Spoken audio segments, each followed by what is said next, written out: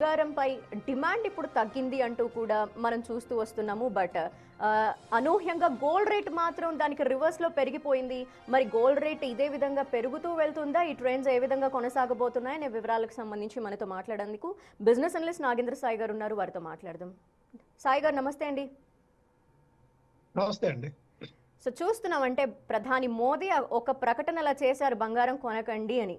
చాలా మంది ఆ సూచనని ఫాలో అవుతున్నారు. గోల్డ్ కొనేవాళ్ళ సంఖ్య ఇప్పుడు తగ్గిందేమో అనిపిస్తోంది. What is your opinion? అంటే బంగారం కొనుగోళ్ళు ఏమైనా తగ్గాయి అనుకోవచ్చా ఇప్పుడు?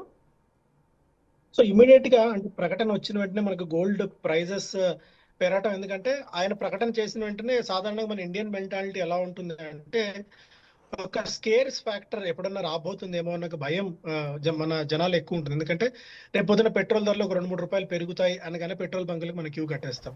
లేదా రేపు పొద్దున ఏదన్నా కూరగాయల ధరలు పెరుగుతాయి, ఆర్ఎల్స్ ఏదన్నా ఒక స్కేర్సిటీ ఫ్యాక్టర్ మన దగ్గర ఏంటంటే మనకు కొద్దిగా హెర్డ్ మెంటాలిటీ ఎక్కువ మనకి.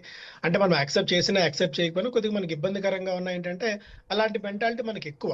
సో అందువల్ల ఏంటంటే ఇప్పుడు గోల్డ్ ప్రకటన ప్రధానమంత్రి గారు చేసిన తర్వాత రేపు పొద్దున ఏదన్నా ప్రకటన చేయొచ్చు ఏమో అన్న ఒక భయంతో కొద్దిగా జనాలు 15-25% దాకా, ఎందుకంటే బులియన్ ఎక్స్చేంజ్ అసోసియేషన్ వాళ్ళతో మాట్లాడినప్పుడు ఇండియా వైడ్ 15-25% దాకా గోల్డ్ రేట్స్ అయితే మనకి గోల్డ్ సేల్స్ అయితే వాళ్ళకి పెరిగాయి. సో ఈ సేల్స్ మళ్ళీ బాగా పెరిగి ఈ హోర్డింగ్ అంటే మళ్ళీ బంగారాన్ని నిల్వ చేసే పరిస్థితి ఏమైనా ఉండొచ్చేమో అన్న భయంతో గవర్నమెంట్ ఏం చేసిందంటే ఇంపోర్ట్ డ్యూటీని ఒకటేసారిగా హైక్ చేయడం వల్ల మనకు ధరల పెంపు చాలా క్లియర్ గా కనిపించింది.